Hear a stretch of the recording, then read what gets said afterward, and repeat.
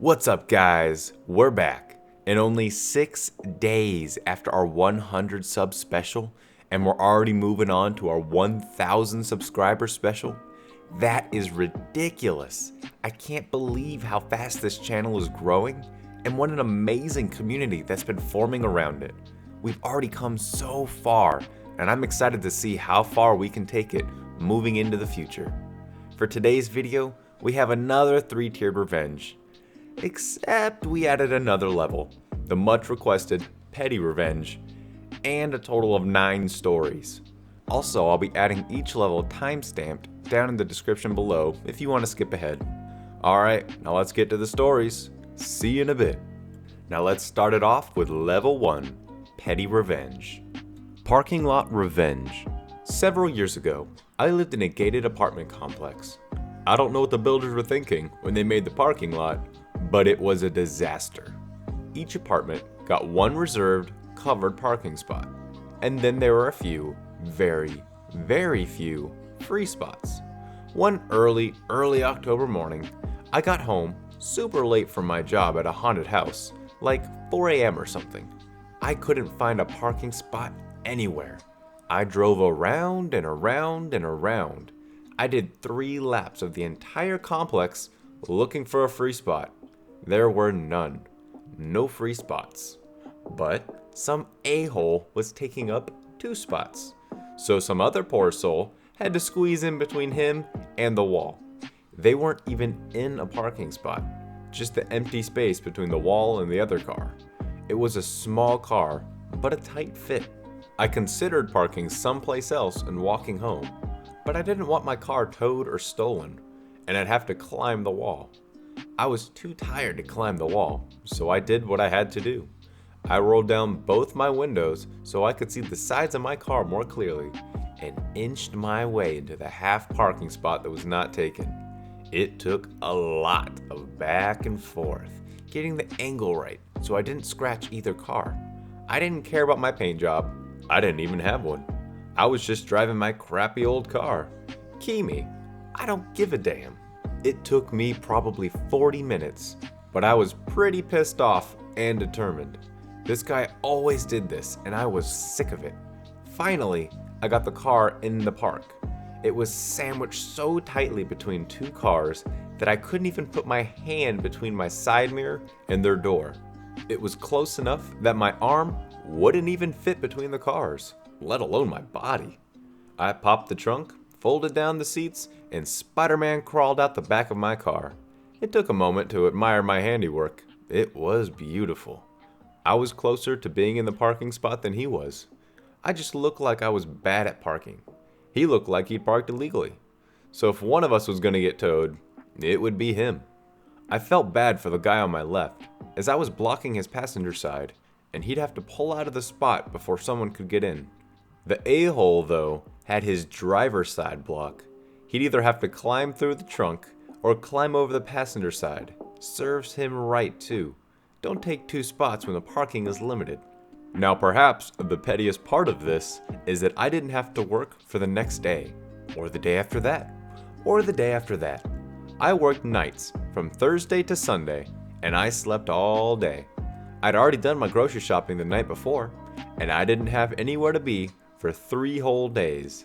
That car was stuck there all 3 days. I checked every day. It hadn't moved. All the other cars had moved, but I had that guy trapped. Moral of the story? Don't park like a jerk. People without paint jobs have nothing to lose by blocking you in. People with old crappy cars really are the most dangerous, because there's nothing you can do to them that they wouldn't do to their own car for fun. Nuggets in the drive-thru. When I was a manager at McDonald's, I had a guy do this. We had a frickin' rush on chicken nuggets, like 520 pieces in a row. The customer pulls to the window. The cashier lets him know that it's gonna be another 3 minutes for his nuggets, and did he want to wait or get something else? He demanded to speak with the manager. He said he's been waiting there for 5 minutes already, and he's not gonna pay or move until his food is ready. I said that I needed him to pay and pull forward in order to clear the drive-thru. He refused and said they'll have to wait. I went to the back window. pulled a drawer in, and we started cashing and giving food out there. 20 minutes later, fuming customer at the front window begins pounding on the window. I open it and he screams at me to know where his food was. I told him he wasn't getting any food. He was blocking my drive-thru and impeding my business, and he needed to leave or I would be calling the police. It looked like he would explode with anger, but he just screeched out of there. It was the most satisfying interaction with an entitled customer I had while working at McDonald's. Finally, a manager that will actually stand up to an a-hole customer besides just kissing up to them like every other manager in this world. I apologize if one of you listening is a manager who actually does what they're supposed to do, but let's be honest here, most don't. Cat popped my air mattress. I had one chance for the pettiest, cruelest revenge. A few years ago, when I had a guest over, I began to blow up a mattress for her to sleep on. Well, like an idiot, I forgot to close the bedroom door and keep the cat out. Of course, she had to try the new furniture that suddenly appeared. As she hopped on, I heard a distinct pop. The mattress ruined, but we still needed it, so we tried our best to make it work.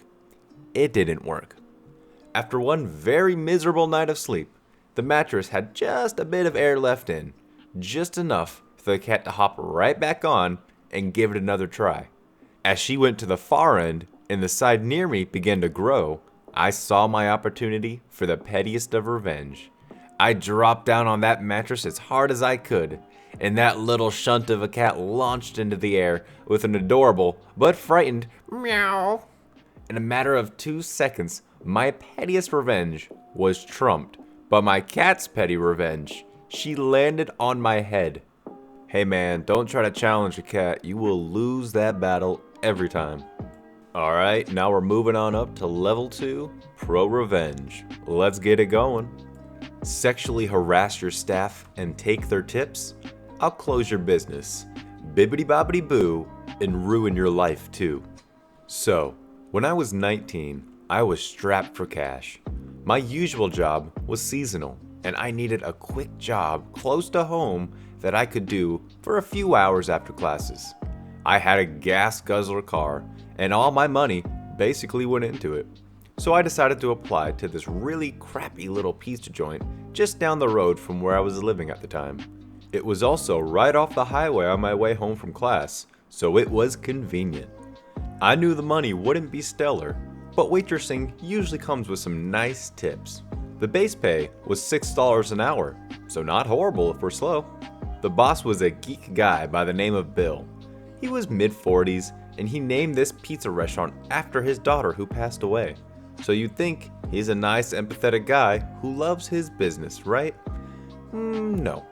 When I first started, I thought I'd really like it. You cook and serve, which is what my seasonal job was.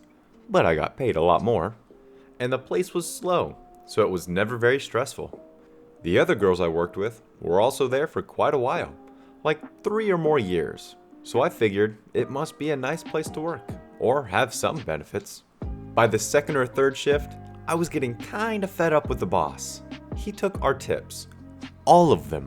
He explained it was to cover our mistakes, of which none had been made the entire time I worked there. He would also ask weird questions about my heritage, my nationality, how many miles on my car, which I found out is a euphemism for something else. And he started making really disgusting comments about how pretty I was and how I should come party at his place. I asked the other girls if they experienced it, and they all said yes. For all these years, they experienced this, and I couldn't believe they stayed. I guess they felt bad for him, or didn't feel like finding a better job. Who knows? We were all young girls ranging from 18 to 21. Now, I've had a lot of jobs under the table. They're usually my favorite, to be honest. But when you take your staff's tips and then ask them to have sex with you, it leaves me with one ultimatum. Quit and pretend like you never worked there and try to forget. Or quit and take this piece of crap down too. So I did the latter. I got the girls' full names and date of employment. I found out Bill's full legal name and then the opening date of his company. I submit tax evasion forms to the IRS and a complaint to the state about him taking tips and sexual harassment. My final shift, a day or two after I made myself 2 big pizzas, took a 2-liter of soda, flipped off the cameras and told my coworker to take care. After I got home, I sent her a picture of the envelope addressed to the IRS and told her she should find another job. About a month later or so, the place was permanently closed. I don't know what happened to Bill, but I assumed he was never able to finish his home renovations he was so excited about. I hope he never gets to be a boss ever again. TLDR, my boss was a sexual harassing creep that took his staff's tips, so I stole food and submitted tax evasion forms on his behalf. Now, his restaurant is closed. Feels good, man. If you're gonna steal someone's tips, at least have the decency to up their wages. I mean, how do you expect anyone to live off of $6 an hour anywhere in the US? That's ridiculous. Look after my kids again. Back when I was a teenager, my aunt would ask me to babysit her kids. It didn't happen often, so I really didn't mind, as long as she bought me pizza, and her 2 kids were well behaved. Anyway, she was divorcee, and a couple years after, she remarried. His kids were alright as well, and I didn't mind babysitting for them when they asked me to, about 3 months after their wedding. So this is when it all starts going downhill. Firstly, no pizza. Second, they came home 3 hours later than they said they would, and they didn't give me a lift home.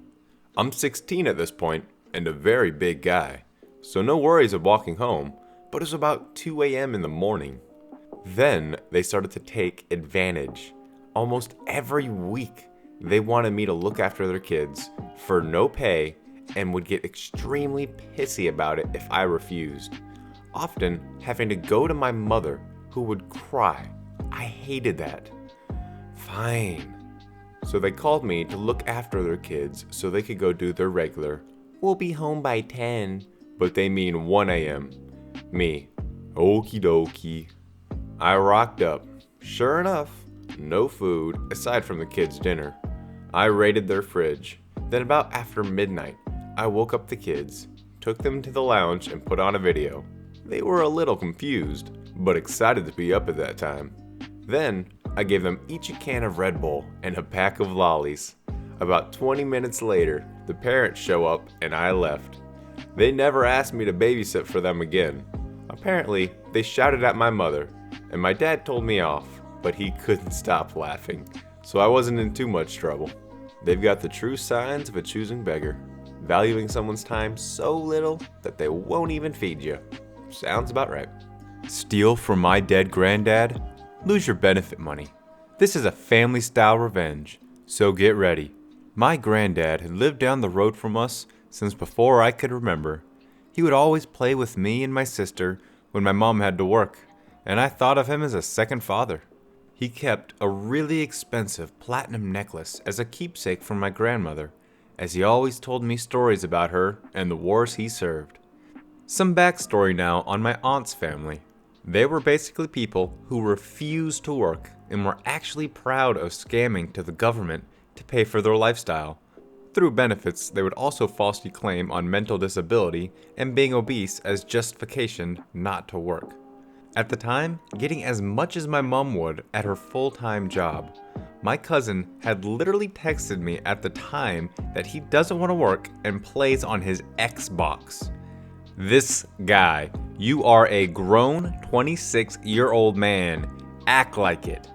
They never visited my grandfather, and for good reason. He was physically disgusted with a lot of them.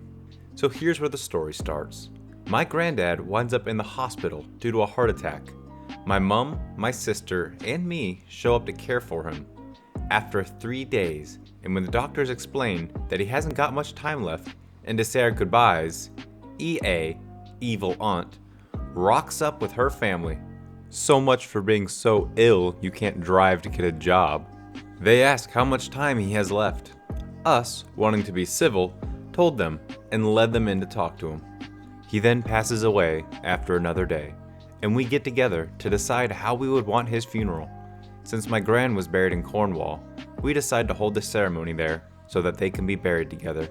Cornwall was about 300 miles away, but we thought it would be worth it, and I lay down flowers every year. EA and her family not only do not want to go down to Cornwall, they refuse to chip in even 50p down for anything. So they decide to stay up and watch his house. I know, red flags, but we're mourning, so we didn't think it through. The funeral was beautiful, heartfelt, eulogies that brought memories after beautiful memories. All was well, except for the fact they dug up the wrong plot and decided to tell us during. Maybe one of Granddad's ways of making us laugh up there. Until we got home, empty. Anything of value was gone, and the only thing they left behind was some paintings from my grandma. She was a really good artist, and me liking art as well decided to keep them. We were pissed. We went to EA's and she denied everything. We had nothing on her at the time, so we decided to file a police report and left it at that. Until 3 weeks later, when we came around to visit and see if everyone was coping. My mom had noticed some new expensive things. New TV, new PlayStation, the works. And she began to suspect something, as well as me and my sister, until EC, evil cousin, comes in and is wearing my granddad's platinum necklace. I asked him where he got it from, and he told me he'd bought it with some money he got from selling pot. Yes, he sold pot as well, but I know that's my granddad's necklace. We get in the car and all of us are seething. They are no longer family. We needed revenge. The revenge time. Now, I'd mentioned before that they had been falsifying their medical records so that they received benefits from the government. Every time we'd go over and sneakily take photos of everything they just bought, as well as EC's pot stash, and my uncle's collection of stolen goods. Forgot to mention, he would steal big bag items off of vans and then sell them online for an extra profit.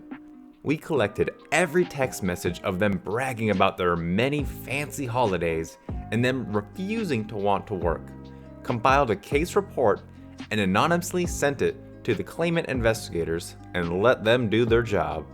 A month later, I hear from my other cousin, nice girl, training to become a nurse, and I really admire that she didn't take the path of her family.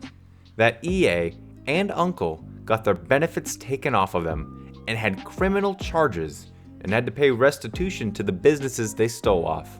And EC got arrested for dealing pot. They now are financially screwed.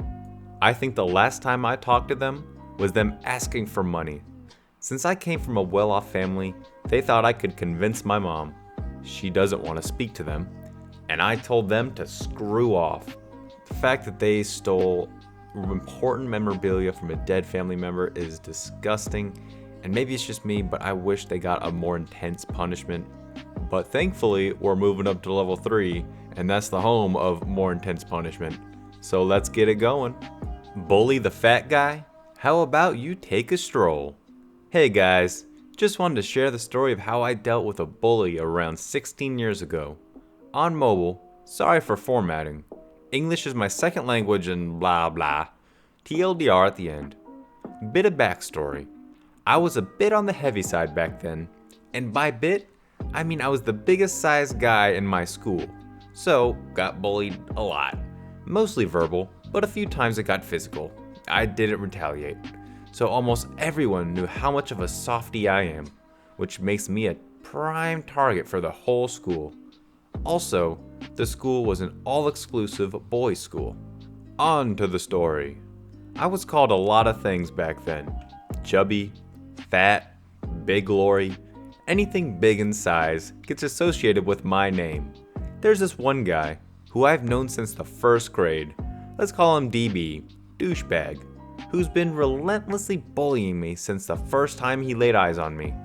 I'm kind of a nerd, just love computers and anything related to technology, which DB didn't like, because his IQ is mostly a double digit and he's had trouble figuring things out. So, at the start of 8th grade, we could take an extra class that taught us current technology and stuff. DB stayed at the back of the class and got in trouble with the teacher because he was disruptive. The technology department is located on the first floor of the school. This will be important later.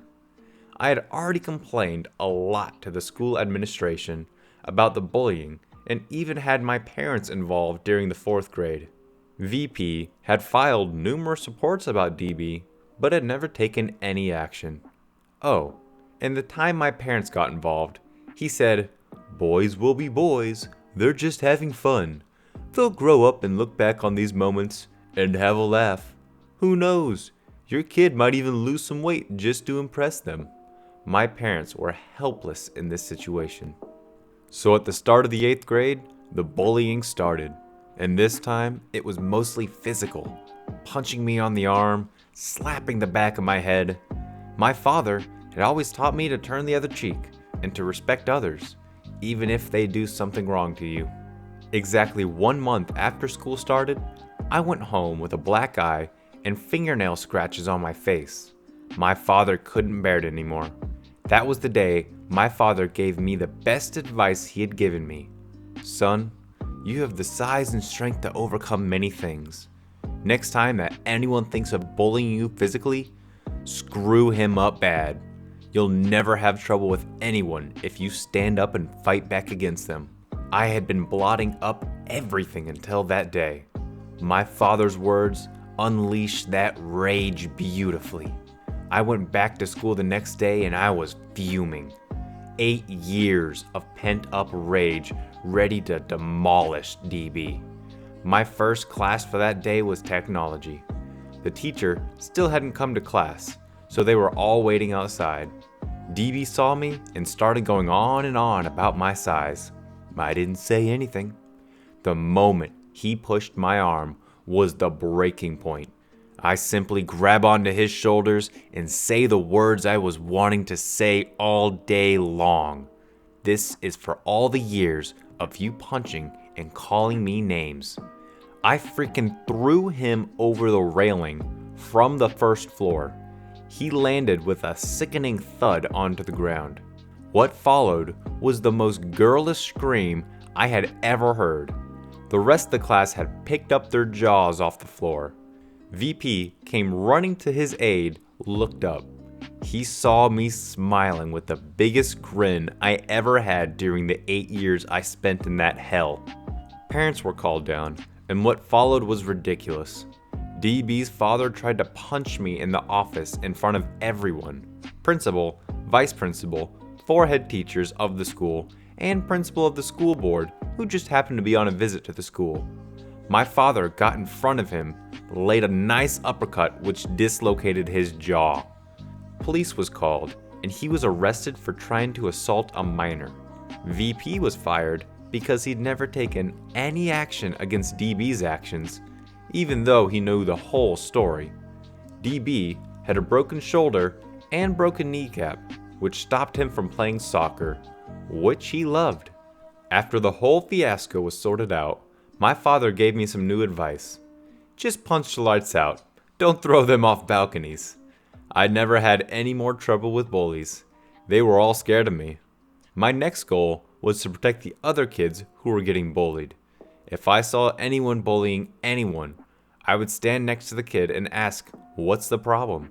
And they'd always apologize and leave. I could proudly say that I solved the bullying problem in our school barehanded. TLDR, kid tries to bully me. I threw him off the 1st floor. Guy's mother got arrested for attacking me, and he decides to get revenge. Gets stabbed. So, a bit of backstory.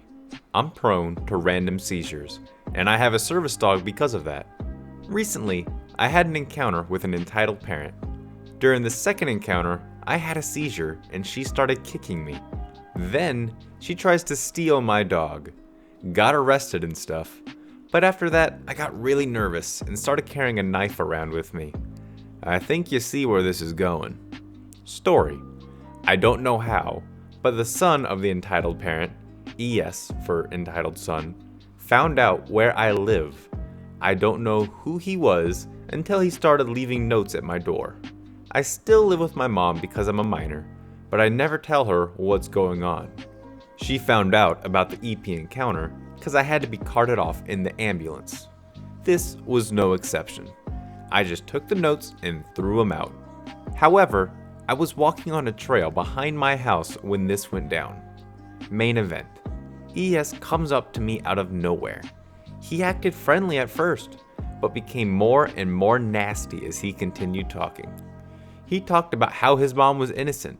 A bystander took a video of her kicking me while I was having a seizure, grabbing my dog, and getting tased as she tried to flee the police. And how I ruined his life. I was really nervous at this point, and my dog could sense it as she moved closer to me. I also had my other hand in my pocket, which had the handle of my knife. Now it seems that assaults run in the family, because after his screaming reached a peak, he became physical, grabbing my sweatshirt, kicking and punching me a bit. He even kicked my dog when she stood between me and him. Now that pushed me over the line. I pulled out my knife. It had spring-assisted opening, so I could open it one-handed pretty fast as well. I told him to stop one more time. He punched me, so I stabbed him multiple times in the leg and chest, and any other place I could reach. Now, as anyone who just got stabbed, he dropped like a rock. I called 911 and told them some guy assaulted me, so I stabbed him. The cops show up, guns drawn, and ordered me to drop the knife. I did, and proceeded to explain to them what happened as the ambulance arrived. The guy was taken care of first, as he was bleeding all over the place, and my dog and I got attended next. I would have just ran after I stabbed him, but he beat me up pretty bad, and I was worried about my dog. The guy is still in the hospital, now in stable condition, and he's going to get arrested as soon as he heals enough. I'd like to say that everything turned out okay in the end. I got off scot-free, as it was self-defense, and aside from a couple broken ribs and a sprained wrist, I'm doing fine. My dog was lucky and just got off with a bruise. And now, I have multiple knives on me. Pocket, shoe, wallet, and chest pocket. I've also started a little DIY project where I'm adding small sheets of aluminum into my dog's vest as some extra protection. And now I have 2 trials coming up. The one for the entitled parent just got delayed as she's getting mental health evaluation. And her son will probably happen when he heals. I'm sure you got 2 more stories in you. One when the husband decides to go crazy, and maybe if they have a daughter, she'll come around as well. I'll be waiting on them. Alright guys, now let's end it up here with the last level 4, Supernova. Let's get it going. I'm fat, not weak. I would like to start off by saying that when I get angry, I get furious. My sister calls it Hulk mode, where I get huge doses of adrenaline. My rage does not mix well with the fact that I don't mind watching people suffer. I'm not saying that I'm a bad guy. I help where I can, but if someone does me or someone I care about wrong, I enjoy their pain with little to no remorse. Anyway, on to the story. I'm pretty much the unofficial caretaker of my younger sister. Let's call her LS. I'm 17 and she's 6, but as her big brother and me looking around my mid-30s, I'm consistently mistaken as her dad. I always walk her to and from school. Her elementary school is about 3 blocks from the high school. I do online schooling. So there are consistently kids my age walking by our house. Now, I love LS more than anything in the world, and I'm very protective of her. We love playing together and building snowmen in the winter. This is exactly when the incident took place. We lived in Indiana and we got some crazy snow. We're building a snow person family, while I, the big strong brother, would pretty much smack the snowmen on top of each other while LS balled them up. I would never leave LS alone outside for more than a few seconds, and always keep an eye on her. We have a fenced yard, so it should be fine, right? Me, keep playing, I'll go get some hot cocoa. LS, yay! QPOS, a kid I knew well, but never had the pleasure of meeting. As I make hot chocolate, I hear LS crying. I just figured one of the 4 snowmen fell over, or something like that. Me, LS, calm down and come here. The hot cocoa was ready. LS didn't come and didn't stop crying. But then I hear laughing. I step outside, freezing cold with no coat. There were 3 kids, all around my age. We would call the one I knew from school SH1. SH for being shunthead. The others will be 2 and 3. The snowmen were destroyed, sticks and scarves thrown everywhere. But that wasn't important. SH1, SH1. Well, isn't it Humpty Dumpty? Is that your dad? Asking LS. LS doesn't answer. And I guess SH1 doesn't like that. He slaps/pushes my LS down with a strike to the face. Her nose all red. She falls and hits her head on the sidewalk and starts screaming. Blood coming from the back of her head. At first, my heart stopped. My first thought and my biggest fear was brain damage. I rush over to LS and pick her up to take her inside and call the ambulance. SH1, 2, and 3 walk up behind me without noticing. I was too distracted. As I start to lift her, SH2 grabbed my arms, causing me to drop LS, luckily into the soft snow this time. Me, let go you mofo, she's hurt. As SH2 held me, SH3 is picking up a pile of snow and just piled it into LS's face. By now, LS wasn't screaming. It was a weak whimper, and I was so scared she was going to die. Black. Most people say they see red or time slows, but not me. I knew exactly what I was doing, but it was like I was watching it on TV. I bit SH2 on the thumb, drawing blood. He yells, "Let's go," and jumps back. I lunge forward. Now I'm fat. I'm 6 foot on the dot and about 330 pounds. But I've also played football my whole life and know how to use my size. I slam SH3 as hard as I could, taking him to the ground. I was on top of him and bringing the hammer down. I don't know really how many times I hit him, but he lost teeth, shattered his nose, and lost eyesight in one eye. My knuckles were shredded raw, but I had so much adrenaline in me, I didn't feel it. In fact, the only reason I stopped was because I heard a thump. I didn't really hear it, I felt it. And then I felt liquid trickle down the back of my head. Blood. SH1 had hit me over the head with a brick. Now, this hurt after the fight, but again, when I have adrenaline pumping through me, I feel nothing. I charged at him as he raised the brick again. He must not have expected my speed with my size because he jumped back and hesitated. I didn't. I slammed him into my dad's truck, parked on the side of the road. He dropped the brick and I punched him in the gut. He bent over and I lifted my knee to meet with his face. He falls to the ground. I pick up the brick. I walk beside him and put it back on the sidewalk. I put his hand on the brick. No resistance from him. I stomped as hard as I could. He screamed louder than anything I've heard. I do the same with his other hand. SH2, after seeing his buddies pummeled, ran. Turns out he called the cops and said I killed his friends. Yeah, I'd think that too. I walked over to LS, who was breathing, but it was weak. I called an ambulance, but the only thing I muttered was "she's hurt" and our address. When I hung up, I passed out. I woke up handcuffed to a hospital bed, not knowing what happened. Apparently, I broke multiple bones in my hand and needed stitches on the back of my head. My LS was fine. She had just lost a lot of blood. SH1, 2, and 3, not so lucky. The only thing I did to SH2 was bite his thumb. I guess I didn't know that I almost bit his thumb off. SH1 had serious hand injuries, needing multiple hand surgeries on each one.